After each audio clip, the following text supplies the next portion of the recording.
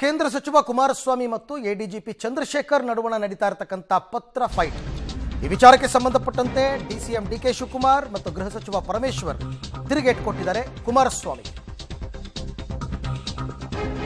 ಮೋದಿ ಒಳ್ಳೆ ಖಾತೆ ಕೊಟ್ಟಿದ್ದಾರೆ, ಒಳ್ಳೆ ಅವಕಾಶ ಸಿಕ್ಕಿದೆ. ಯೋಗಕ್ಕಿಂತ ಯೋಗಕ್ಷೇಮ ಮುಖ್ಯ. ರಾಜ್ಯದ ಜನರಿಗೆ ಉದ್ಯೋಗ ಕಳೆದ್ರ ಬಗ್ಗೆ ಚಿಂತನೆ ಮಾಡಲಿ. ಅವಕಾಶ ಕಳ್ಕೊಂಡು ಯಾಕೆ ಹಾಳು ಮಾಡ್ತಾ ಇದ್ದಾರೆ ಅಂತ ಡಿಕೆ ಶಿವಕುಮಾರ್ ಅಂದ್ರೆ ಅದು ಜಾರ್ಜ್ ಬರ್ನಾರ್ಡ್ ಶಾ ಹೇಳಿಕೆ ಪ್ರಸ್ತಾಪ ಮಾಡಿದ್ದಾರೆ ಚಂದ್ರಶೇಖರ್ ಅವರು. ತಮಗೆ ಹೇಳಿದ್ದು ಅಂತ ಯಾಕೆ ತಗೋಬೇಕು ಅಂತ ಪರಮೇಶ್ವರ್. ಈವನ್ ಸಿದ್ದರಾಮಯ್ಯನವರು ಕೂಡ ಇದನ್ನೇ ಮಾತನಾಡಿದರು.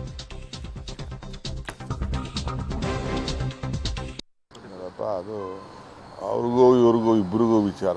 ಎನ್ಕ್ವೈರಿ ಮಾಡೋರು ಅವರು, ರಿಪೋರ್ಟ್ ಕೊಟ್ಟಿರೋರು. ನಮಗೂ ಇದಕ್ಕೂ ಸಂಬಂಧ. ತನಿಖಾಧಿಕಾರಿ ಮೇಲೆ ಆರೋಪ ಮಾಡ್ತಾ ಇದ್ದಾರೆ. ಅದು ಅವ್ರಿಗೂ ಇವ್ರಿಗೂ ಇಬ್ಬರಿಗೂ ವಿಚಾರ.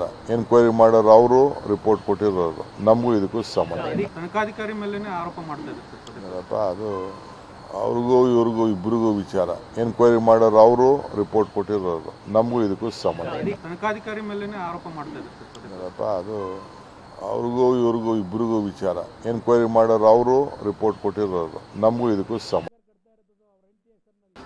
ಅವರಿಗೆ ಪೊಲೀಸ್ ಅಧಿಕಾರಿಗಳಿಗೆ ಒಂದು ಮ್ಯಾಂಡೇಟ್ ಇದೆ, ಎನ್ಕ್ವೈರಿ ಮಾಡಿ ಅಂಥೇಳಿ ಅವರಿಗೆ SIT ಮಾಡಿದ್ದಾರೆ. ಕಾನೂನಾತ್ಮಕವಾಗಿ SIT ಮಾಡಿದ್ದಾರೆ.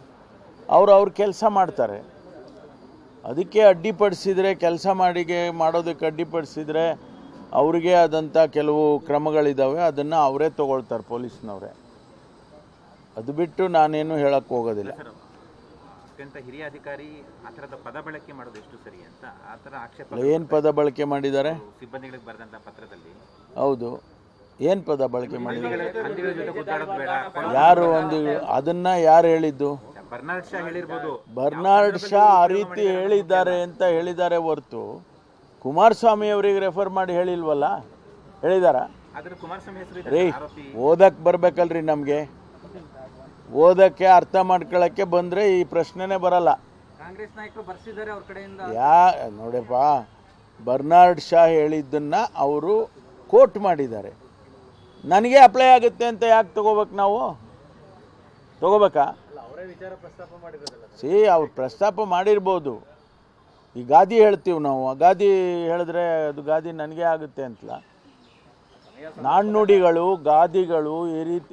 ಓಕೆ, ಈ ಬಗ್ಗೆ ಮತ್ತಷ್ಟು ಮಾಹಿತಿ ನನ್ನ ಕೊಲೀಗ್ ಮಸೂದ್ ಅವರಿಂದ ಪಡ್ಕೊಳ್ಳೋಣ. ಮಸೂದ್, ನಿನ್ನೆ ಮುಖ್ಯಮಂತ್ರಿ ಸಿದ್ದರಾಮಯ್ಯನವರು, ಇವತ್ತು ಡಿಕೆ ಶಿವಕುಮಾರ್ ಮತ್ತು ಗೃಹ ಸಚಿವ ಪರಮೇಶ್ವರ್ ಎಲ್ಲರೂ ಕೂಡ ಕುಮಾರಸ್ವಾಮಿ ವಿರುದ್ಧ ಮಾತನಾಡ್ತಾ ಇದ್ದಾರೆ ಹೊರತು ಒಬ್ಬ ಸರ್ಕಾರಿ ಅಧಿಕಾರಿ ಈ ರೀತಿ ಬರೆದಿರ್ತಕ್ಕಂಥ ಪತ್ರದ ಬಗ್ಗೆ ಅದು ತಪ್ಪು ಅನ್ನೋದ್ರ ಬಗ್ಗೆ ಯಾರು ಮಾತನಾಡ್ತಾ ಇಲ್ಲ. ನೇರವಾಗಿ ಗೊತ್ತಾಗ್ತಾ ಇದೆ ಎಡಿಜಿಪಿ ಪರವಾಗಿ ಸರ್ಕಾರ ನಿಂತಿದೆ ಅಂತ.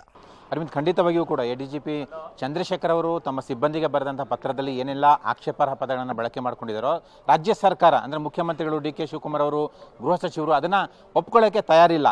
ಕುಮಾರಸ್ವಾಮಿ ಅವರ ಆರೋಪ ಬೆನ್ನಲ್ಲೇ ಚಂದ್ರಶೇಖರ್ ಅವರು ತಮ್ಮ ಸಿಬ್ಬಂದಿಗೆ ಆ ಪತ್ರ ಬರೆದಿದ್ದಾರೆ. ಜೊತೆಗೆ ಕುಮಾರಸ್ವಾಮಿ ಹೆಸರು ಕೂಡ ಅದರಲ್ಲಿ ಉಲ್ಲೇಖ ಆಗಿದೆ. ಆರೋಪಿ ಆಗಿದ್ದಾರೆ ಅವರು. ಆರೋಪಿ ಜೊತೆ ಯಾವ ರೀತಿ ಮಾತಾಡಬೇಕು ಆ ರೀತಿ ಮಾತಾಡಬೇಕು ಅನ್ನುವಂಥ ಅರ್ಥದಲ್ಲಿ ಮಾತಾಡಿದ್ದಾರೆ. ಮುಂದುವರೆದು ಹಂದಿಗಳ ಜೊತೆ ಗುದ್ದಾಟ ಮಾಡೋದು ಬೇಡ, ಕೊಳಕು ನಮಗೆ ಮೆತ್ಕೊಳ್ಳುತ್ತೆ ಅನ್ನುವಂಥ ಪದವನ್ನು ಕೂಡ, ಸಾಲನ್ನು ಕೂಡ ಉಲ್ಲೇಖ ಮಾಡಿದ್ದಾರೆ. ಆದರೆ ಇದನ್ನ ಮುಖ್ಯಮಂತ್ರಿಗಳು ಜಾರ್ಜ್ ಬರ್ನಾರ್ಡ್ ಶಾ ಅವರು ಹೇಳಿದಂತಹ ಮಾತನ್ನು ಅವರು ಕೋಟ್ ಮಾಡಿದ್ದಾರೆ ಅಂತ ಹೇಳಿದ್ದಾರೆ. ಈ ಬೆನ್ನಲ್ಲೇ ಇವತ್ತು ಕೂಡ ಡಿಕೆ ಶಿವಕುಮಾರ್ ಅವರು ಕೂಡ ಕುಮಾರಸ್ವಾಮಿ ಅವರಿಗೆ ಒಳ್ಳೆ ಖಾತೆ ಕೊಟ್ಟಿದ್ದಾರೆ ಮೋದಿಯವರು.